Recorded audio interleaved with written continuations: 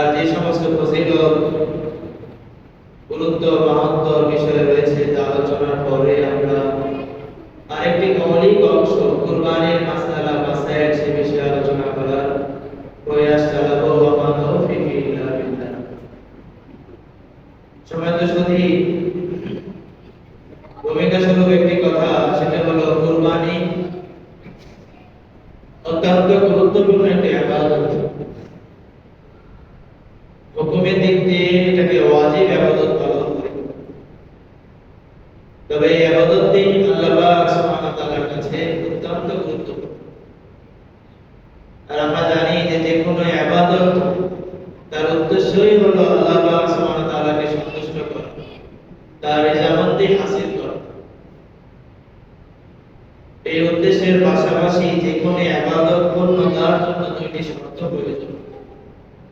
একটি শর্ত হলো যে ইবাদত আমি করতে চলেছি, পালন করতে চলেছি, তার ইখলাস পূর্ণ হলো কিনা দেখা। আমার সেই ইবাদতে আল্লাহ তাআলার সন্তুষ্টি কতটুকু রয়েছে তা দেখা। শুধুমাত্র আল্লাহর জন্যই করছি কিনা তা দেখা। ওই ভাষায় যেটাকে আমরা ইখলাস বলি। এই মর্মে একটি আয়াত সূরা হজ 37 নম্বর আয়াত আল্লাহ পাক সুবহানাহু ওয়া তাআলা ইরশাদ করেছেন, লা ইয়ানালুল্লাহু লুহুমুহা ওয়ালা দিমাউহা ওয়ালাকিন ইয়ানালুহু তাকওয়া মিনকুম। যে তোমরা যে কুরবানির সময় যে পশু জবাই করবে, এই পশুর গোশত, এই পশুর রক্ত কোশ্চিন কালেও আল্লাহ পাক সুবহানাহু ওয়া তাআলার কাছে পৌঁছবে না। তাহলে কি বুঝবে? আল্লাহ পাক সুবহানাহু ওয়া তাআলা নিজেই উল্লেখ করে দিচ্ছেন, ওয়ালাকিন ইয়ানালুহু তাকওয়া। তোমাদের মধ্যে থেকে কতটুকু তাকওয়া রয়েছে, তোমরা কতটুকু আল্লাহর সন্তুষ্টির জন্য এই কুরবানির বিধান পালন করছো, এই বিষয়টাই শুধু আল্লাহ পাক সুবহানাহু ওয়া তাআলার কাছে বুঝবে। এজন্য কে 1.5 কোটি টাকার গরু কিনলে, কে 60,000 টাকার গরু কিনলে, এইটার মতো হিসাব হবে না। হিসাব হবে যে পশুটি ক্রয় করলে এখানে আপনার পূর্ণ মাত্রায় আল্লাহর সন্তুষ্টি আছে কি। এই আয়াত প্রসঙ্গে আরো আল্লাহ তাআলা কিছু কথা উল্লেখ করেছেন। সেটা হলো যে বান্দা, তোমরা চিন্তা ভাবনা করে দেখো যে পশু এটাকে তোমাদের অধীনত কি করে দিতে, আমি আল্লাহ এই পশুকে তোমাদের অধীনত করে দিলাম। অতএব তোমাদের উচিত আমি আল্লাহর মহত্ব প্রকাশ করা। এই সময় উপস্থিতি, একটি ইবাদত পূর্ণতার জন্য দুইটি শর্ত। একটি হলো ইখলাস থাকা, অবশ্যই কুরবানি ইখলাস আসলে। দ্বিতীয় নম্বর যেটা দরকার সেটা হলো শরীয়তের মাসাইল জেনে সেই অনুপাতে ইবাদতটি সম্পাদন করা, কোনো ত্রুটি যেন না থাকে। আল্লাহ রাসূল যেভাবে নির্দেশনা দিয়েছেন, আল্লাহ পাক যেভাবে নির্দেশনা দিয়েছেন, আমি যেন নির্দেশনা ফলো করে শরীয়ত মোতাবেক সেই কাজটি সম্পাদন করতে পারি, এই উদ্দেশ্যে আমাদের মাসালা জানতে হবে। কুরবানি আমরা অনেকে 10 বছর, 20 বছর, 50 বছর এভাবে আমরা কুরবানি করে আসছি, মাসালা আমরা জানি, কিন্তু মৌসুমের সময় মাসালা আলোচনা করা এটা একটা সুন্নাত, আকাবিরদের একটি তরিকা। জানা থাকলে আরো ভালোভাবে জানা হলো, জানা না থাকলে জানা একটি প্রচেষ্টা হলো, জ্ঞান লাভ হলো। আমরা অল্প পরিসরে কিছু মৌলিক মাসালা জানবো যতটুকু সময় আল্লাহ পাক আমাদের দেন। একটি হলো কুরবানি কার উপর ওয়াজিব। এই বিষয়টা একটু ঠান্ডা মাথায় বোঝা দরকার, পরিষ্কার হওয়া দরকার। সেটি হলো 10 জিলহজ ফজর থেকে নিয়ে 12 জিলহজ খোরাকের কাজে আসে না এমন জমি আছে, এমন ফ্ল্যাট আছে, বাড়ি আছে, এসব কিছু হিসাবযোগ্য হিসাবে হিসাব করে 94,500 টাকা সমপরিমাণ যদি মূল্য দাঁড়ায়, তাহলে আপনার উপর কুরবানি ওয়াজিব হয়ে যাবে। এখন চিন্তা করে দেখো, আমাদের উপর অনেকের উপর কুরবানি ওয়াজিব হয় না। আপনার 1 কাঠা জমি ছিল, অন্য কোনো অর্থ করে ছিল না, আপনি যাকাত দেননি, ধরে রেখেছেন আমার উপর যাকাতই ওয়াজিব হয়নি, তাহলে কুরবানি কি জন্য আসবে? কিন্তু না, কুরবানির সময় আপনার হিসাব করতে হবে ওই এক কাঠা যেটা রয়েছে আপনার আগে, যেটা ফেলে রেখেছেন সেটারও মূল্য ধরে 94,500 টাকা হলে আপনার কুরবানি ওয়াজিব হয়ে যাবে। এরপরে আরেকটি যেটা বিষয় সেটা হলো যাকাতের ক্ষেত্রে পূর্ণ 1 বছর থাকা জরুরি, কিন্তু কুরবানির ক্ষেত্রে শুধুমাত্র 10, 11, 12 এই 3 দিন যদি এই পরিমাণ সম্পদের মালিক হয়ে যান তাহলে আপনার উপর কুরবানি ওয়াজিব হয়ে যাবে। আগেও কখনো ধনী ছিলেন না, কুরবানির 3 দিনে আপনি এই পরিমাণ অর্থের মালিক হয়েছেন তাহলে আপনার উপর ওয়াজিব হয়ে যাবে। প্রথম দিন আপনার হাতে টাকা ছিল না, 11 দিন হতে আপনি 1 লক্ষ টাকার মালিক হলেন তাহলে আপনার উপর কুরবানি ওয়াজিব হবে। 12তম তারিখে সূর্যাস্তের আগে, সূর্য অস্তমিত হওয়ার আগে আপনি 1 লক্ষ টাকার মালিক হয়ে গেলেন, আপনার উপর কুরবানি ওয়াজিব হয়ে যাবে। অন্যান্য মাসালাও আছে, আমরা এই মাসালাও আবার একটু বলবো। সেটা হলো পরিবারে যদি আপনার স্ত্রীর উপর এই ধরনের নিসাব থাকে তাহলে স্ত্রীর উপর কুরবানি করা উচিত। আপনার প্রাপ্তবয়স্ক ছেলে তার হাতে যদি এই পরিমাণ অর্থ থাকে ন্যূনতম 94,500 তাহলে তার উপর কুরবানি করা উচিত।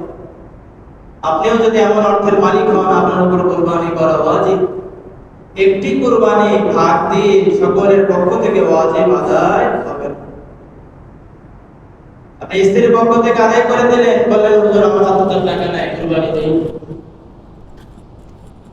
স্ত্রীর যে কুরবানি এটা স্বামীর উপর দেওয়া মুস্তাহাব, স্বামী দিলে ভালো, না দিলে অথবা দেওয়ার সুযোগ না থাকলে স্ত্রী তার নিজেরই বন্দোবস্ত করতে হবে। আমি স্ত্রীর পক্ষ থেকে আদায় করে ভাবছি যে আমারও হয়ে গেল, এরকম না। স্ত্রীর উপর যদি কুরবানি ওয়াজিব হয় স্ত্রীর আদায় করতে হবে 1 ভাগ, আপনার উপর ওয়াজিব হলে আপনাকেও আদায় করতে হবে ন্যূনতম 1 ভাগ। আপনার কোনো বালেগ সন্তান যদি থাকে তার উপর যদি ওয়াজিব হয় তারও 1 ভাগ দিতে হবে। এই মাসালা জানলে পরে একটু মাসালা জানি, সেটা হলো নাবালেগ সন্তান যদি থাকে কিন্তু সে নিসাবের মালিক তাহলে তার কুরবানি করতে হবে কি হবে না। এজন্য কুরবানির ওয়াজিবের ক্ষেত্রে শর্তগুলোর কথা আমরা মনে রাখবো। যে ব্যক্তি সুস্থ মস্তিষ্ক হবে, সুস্থ মস্তিষ্কের অধিকারী হবে, মুসলমান হবে, সেই সঙ্গে বালেগ হবে এমন ব্যক্তির উপর কুরবানি ওয়াজিব। এজন্য আপনার নাবালেগ সন্তান, ছোট সন্তান যে বালেগ নয়, বালেগ না হওয়ার দরুন তার উপর কুরবানি ওয়াজিব হবে না। তবে যদি বাবা সেই সন্তানের পক্ষ থেকে একটি ভাগ দেয় তাহলে সেটা সহিহ হয়ে যাবে এবং নফল কুরবানি হিসাবে সেই সন্তান সওয়াব লাভ করবে। এরপর আরেকটি মাসালা, সেটি হলো মুসাফির ব্যক্তি তার উপর কুরবানির বিধান কি। ইসলামে মুসাফিরের জন্য নামাজকে যেমন আল্লাহ সুবহানাহু ওয়া তাআলা সহজ করে দিয়েছেন, ইসলামে অনুরূপ মুসাফির ব্যক্তির জন্য কুরবানির বিষয়কে সহজ করে দিয়েছে। আপনি যদি মুসাফির হন, ঈদের 10, 11, 12 এই 3 তারিখে যদি মুসাফির অবস্থায় সময় কাটান তাহলে আপনার উপর কুরবানি ওয়াজিব হবে না। একটি কৌতুক চলে, একটি কথা বলি এটা বোঝার জন্য। তাহলে আমার উপর কুরবানি ওয়াজিব, আমি ঈদের দিন হাঁটা ধরলাম, 48 মাইল দূরে যাওয়ার নিয়ত করে বের হয়ে গেল। এই 3 দিন আমি ঘুরে বেড়ালাম নানা জায়গাতে, তাতে আমি মুসাফির, তাহলে আমার ওয়াজিব কুরবানি হবে না। ইসলামে চতুরতা ঘৃণিত। ইসলামের যেটা মাসালা, কিছু বিষয় সহজ করার জন্য মূলত এই মাসালা। ধরুন একজন হজে গেলেন, হজে গিয়ে সেখানে সফর অবস্থায় সময় কাটাচ্ছেন, যেহেতু তিনি মুসাফির তাহলে তার উপর কুরবানি ওয়াজিব হবে না। মুসাফিরের উপরও যদি কুরবানি ওয়াজিব হয়ে যেত তাহলে সেই সমস্ত ভাইদের জন্য কষ্ট হয়ে যেত। এজন্য ইসলামের বিধান হলো এই 3 দিন যদি মুসাফির অবস্থায় থাকবেন তার উপর কুরবানি ওয়াজিব হবে না। তবে আল্লাহ পাক দেখতেছেন যে আপনি কুরবানি বাঁচার জন্য কি মুসাফির হচ্ছেন কিনা, মুসাফিরের ভান ধরছেন কিনা, এটা আল্লাহ পাক সুবহানাহু ওয়া তাআলা পর্যবেক্ষণ করছেন। এরপরে আরেকটি মাসালা, এটা আমরা মোটামুটি জানি যে কুরবানি কোন কোন পশুতে দেওয়া যায়। খুব ছোটকালে মনে পড়ে মাদ্রাসায় এসেছিলেন, বাবার কাছে একটা মাসালা নিতে, হুজুর আমি তো অনেক শখে একটা হরিণ কিনে রেখেছি, বড় করেছিলাম, কুরবানি দিতে চাই, কি মাসালা? অনেক মুফতি সাহেব বলছেন তা হবে না।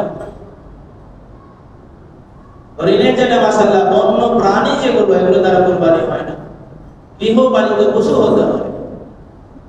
অথবা তিনি যেটা করেছিলেন, জবাই করেছিলেন, আর বাবাকেও কিছু গোশত দিয়েছিলেন, তার আত্মীয় স্বজনের মাঝে গোশতগুলো বিলি করেছিলেন। তো কুরবানি হয় শুধুমাত্র উট, গরু, মহিষ, ছাগল, ভেড়া, দুম্বা এই সমস্ত পশু, কোনো বন্য পশুতে কুরবানি হবে না। এগুলো মোটামুটি আমরা জানি। এরপরে যেটা জানার বিষয় সেটা হলো বয়সের সীমারেখা। উট হলে ন্যূনতম 5 বছর বয়স হতে হবে। গরু যদি হয়, গরু, মহিষ ন্যূনতম 2 বছর হতে হবে। ছাগল যদি হয়, ছাগল হোক, খাসি হোক, পাঠি হোক, ন্যূনতম 1 বছর হতে হবে। তবে ভেড়া এবং দুম্বার ক্ষেত্রে ইসলামে কিছু ছাড় দিয়েছে, তা হলো যে ভেড়া এবং দুম্বা যদি 6 মাসের উপরে হয়, 1 বছরের চেয়ে কিছু কম, কিন্তু দেখতে শুনতে 1 বছরের মতো বয়স্ক মনে হচ্ছে, তাহলে সেই সমস্ত ভেড়া এবং দুম্বা দ্বারাও কুরবানি দেওয়া সহিহ আছে। ছাগলের ক্ষেত্রে একদিনও কম বেশি করার কোনো সুযোগ নেই। আমরা অনেকে হাটে যাই, যিনি বিক্রি করছেন তাকে জিজ্ঞাসা করি, ভাই 2 বছর পূর্ণ হয়েছে তো? সে বলে, হ্যাঁ হুজুর 2 বছর পূর্ণ হয়েছে। আমরা তো দাঁত দেখে কিনি। এরপরে যেটা মাসালা সেটা হলো যে পশু এটার সঠিক 2 বছর হয়েছে কিনা। যিনি বিক্রেতা তিনি দাবি করছেন 2 বছর হয়েছে। আপনার গরুর অবস্থা দেখে যদি মনে হয় যে হ্যাঁ এই বছর 2 বছর পূর্ণ হতে পারে, তাহলে সেক্ষেত্রে সেই বিক্রেতার কথার উপর বিশ্বাস করে সেই গরু ক্রয় করা যাবে। তাকে আপনি নিজেও নিজের মেধার আলোকে বোঝার চেষ্টা করবেন যে গরু 2 বছর পূর্ণ হয়েছে কিনা। এজন্য বয়সের ক্ষেত্রে খুব লক্ষণীয়। আরেকটি বিষয় যেটা আমরা সাধারণত গরু, মহিষ 7 ভাগে কুরবানি দিয়ে থাকি, আমাদের সমাজে এটার প্রচলন বেশি। একটি গরু, একটি মহিষ 1 থেকে শুরু করে 7 পর্যন্ত ভাগ দেওয়া যায়। 3 ভাগেও দেওয়া যায়, 5 ভাগেও দেওয়া যায়, 7 ভাগেও দেওয়া যায়। তবে একটি মাসালা, খুবই গুরুত্বপূর্ণ মাসালা, জানা না থাকলে সবার কুরবানি নষ্ট হয়ে যেতে পারে। মাসালা হলো যে 7 জনের মধ্যে 7 জন ব্যক্তি হতে পারে। একজন ব্যক্তি 2 ভাগ নিতে পারে, একজন ব্যক্তি 3 ভাগ নিতে পারে। কিন্তু এমন যদি হয় যে 2 জন মিলে একটা ভাগ নিয়েছে, আপনাকে এসে বলছে যে আমিনুল ইসলাম এই ভাগটা দিবে, কিন্তু পরে দেখা গেল আমিনুল এবং শহীদুল 2 জন মিলে ওই ভাগটা দিয়েছে, তাহলে কিন্তু একটি ভাগ পরিপূর্ণ হবে না, আধা ভাগ করে হবে। অথবা একজন বলতেছে আমার বস্তু আর একটু দরকার, আমি 1.5 ভাগ দেবো, তুমি আধা ভাগ দাও, কিন্তু ওখানে বলো যে তুমি 1 ভাগ দিয়েছো, আমি 1 ভাগ দিয়েছি।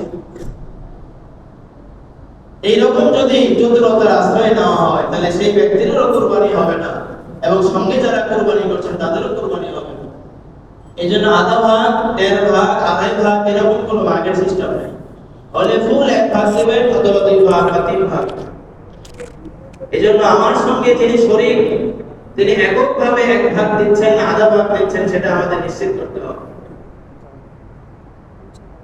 এরপরে আরেকটি যে কথা না বললে নয়, অনেকের খারাপ লাগতে পারে, তবুও আমাদের এই কথাগুলো বলতে হয়, সেটা হলো আমাদের যিনি শরীক হবেন, আপনার যিনি শরীক হবেন, তার উপার্জনের বিষয়টাও দেখতে হবে। তার অধিকাংশ উপার্জন বা পুরো উপার্জন যদি হারাম হয়, তাহলে তার কুরবানিও নষ্ট হয়ে যাবে, আপনার কুরবানিও নষ্ট হয়ে যাবে। এই জন্য অনেক ধনীরা আলহামদুলিল্লাহ তার নিজেদের কুরবানি একটা খাসি দিয়ে দেন, সেই সঙ্গে ভাগেও দেন, যেন আমার কুরবানির কোনো ক্ষতি যেন না হয়।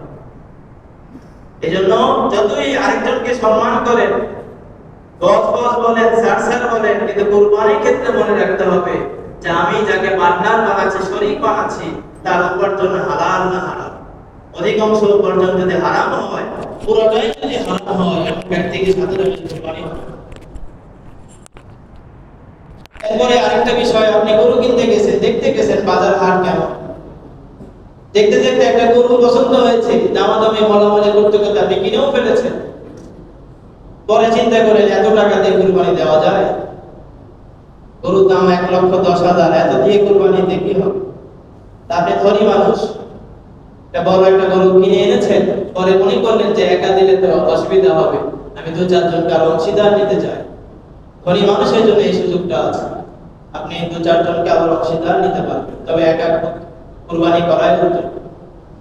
পক্ষান্তরে যদি এই কাজ গরিবে করে, অলামলি করে, দামাদামি করে একটা গরু নিয়ে চলে আসে, পরে চিন্তা হলো দামাটা লস হয়ে যাবে, আমি আরো কিছু শরীরকে অংশগ্রহণ করাই।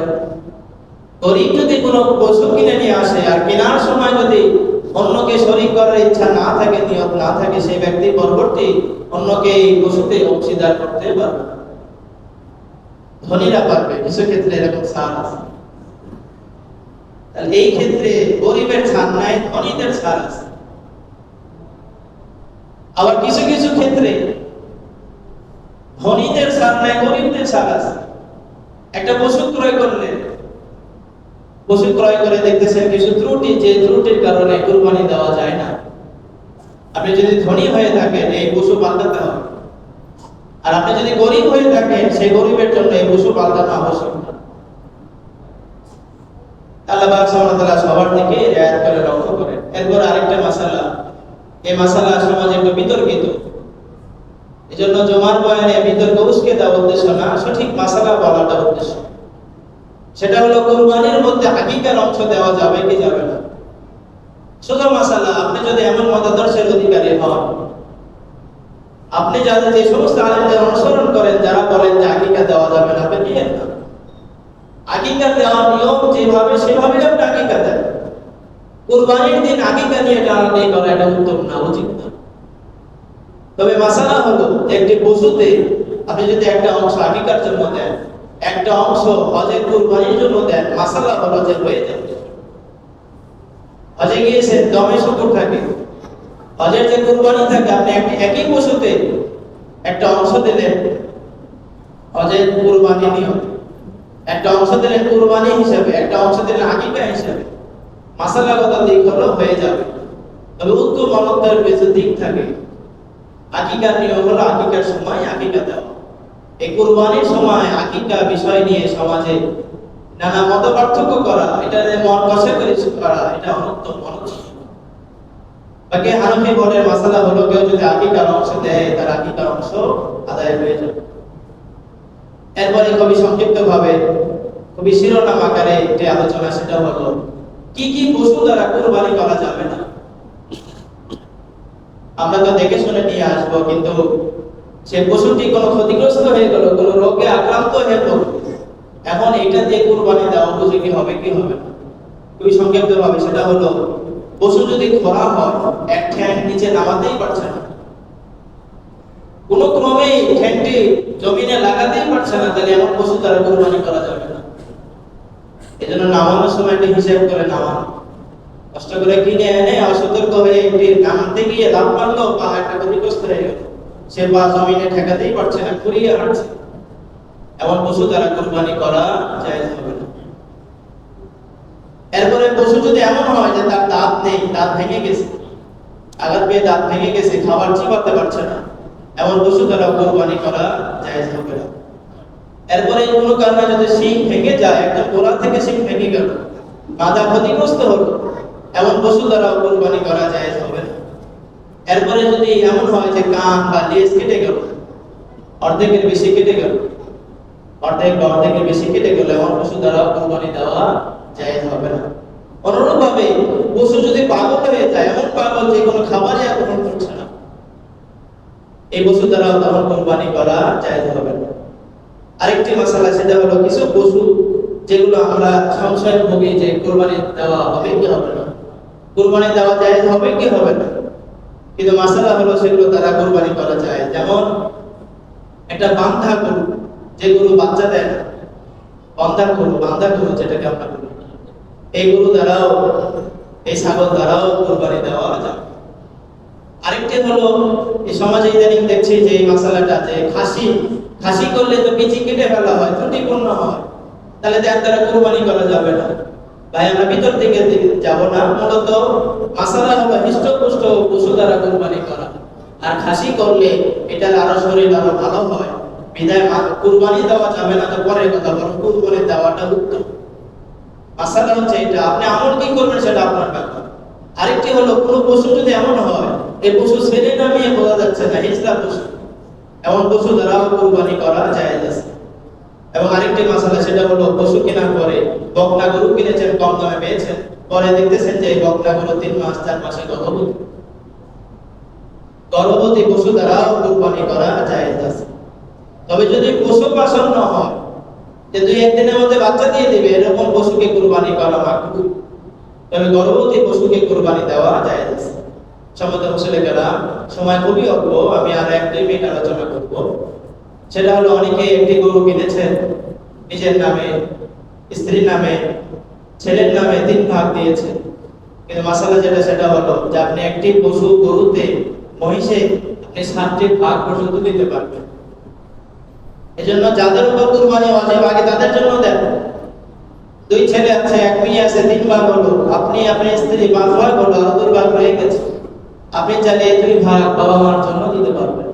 কোনো ভাগ অবশিষ্ট থাকলে রাসূলুল্লাহ সাল্লাল্লাহু আলাইহি ওয়াসাল্লামের নামেও দিতে পারবেন। এমনকি আপনার যে কোনো মৃত আত্মীয়র নামে দিতে পারবেন, এমনকি জীবিত ব্যক্তির নামেও দিতে পারবেন। তবে মৃত ব্যক্তির নামে দিলে যে মাসালা আমরা বলে থাকি সেটা হলো আপনি বাবা মার নামে দিলেন, বাবা মা যদি কুরবানি করার জন্য ওসিয়ত করে থাকেন তাহলে সেই অংশটুকু গোশত শুধুমাত্র গরিবদের মাঝেই বিলিয়ে দিতে হবে। আর বাবা মা যদি ওসিয়ত না করে থাকেন, এমনিতেই বাবা মা যেন সব পান সেই উদ্দেশ্যে দিচ্ছেন, তাহলে এই গোশতের বিধান অন্যান্য গোশতের মতোই। আর আমরা সমাজে যে কাজটি করে থাকি সেটাও আবার আমরা উল্লেখ করে দিচ্ছি যে আমরা সমাজে সাধারণত 3 ভাগ করে থাকি। 1 ভাগ আমরা গরিব মিসকিনকে দিয়ে থাকি, আরেক ভাগ আত্মীয় স্বজনকে দিয়ে থাকি, আরেক ভাগ নিজেরা ভক্ষণ করে থাকি। এভাবে করাটা মুস্তাহাব, ভালো। আপনি পুরাটাও খেয়ে ফেলতে পারবেন। তবে উত্তম হলো ঈদের দিন আনন্দ ভাগাভাগি করা, গরিবদের মাঝেও বিলানো, আত্মীয়দের মাঝেও বিলানো এবং নিজের জন্যও কিছু রাখা। সমাজে বসে রেখেরা আমরা এই মাসালাগুলো জেনে আমল করার চেষ্টা করব এবং এই মাসালাটাও মনে রাখবো যে কুরবানির পশুর কোনো অংশই বিক্রয়যোগ্য নয়, বিক্রি করা নিষেধ। আপনি হাড়-হাড্ডি বিক্রি করলেন তাহলে এই বিক্রয়কৃত মূল্য সদকা করে দিতে হবে, আরেকজনকে গরিবকে দিয়ে দিতে হবে। আপনি চামড়া বিক্রয় করলেন, এটা গরিবদের মাঝে এবং যে এই সদকা খাওয়ার উপযুক্ত তাদের মাঝে বিলিয়ে দিতে হবে। চর্বি বিক্রি করলেন, এটা মিলিয়ে দিতে হবে। এজন্য কুরবানি যতটুকু সম্ভব কোনো অংশ বিক্রয় না করা। চামড়া আপনি নিজে দাবাবাদ করে আপনি জায়নামাজ বানিয়ে ব্যবহার করতে পারবেন। তবে আমরা সাধারণত করি মাদ্রাসাতে উদাহরণ আহ্বান জানাই, এখানে আমরা জানাবো আপনারা জেনে থাকবেন আমাদের এই প্রতিষ্ঠানের অধীনে মা রাবিয়া হাফেজিয়া মাদ্রাসা ইসলামী গবেষণা বিভাগ রয়েছে। এখানেও প্রায় শতাধিক ছাত্র পড়াশোনা করছেন। এখানে লিল্লাহ বোর্ডিং আছে।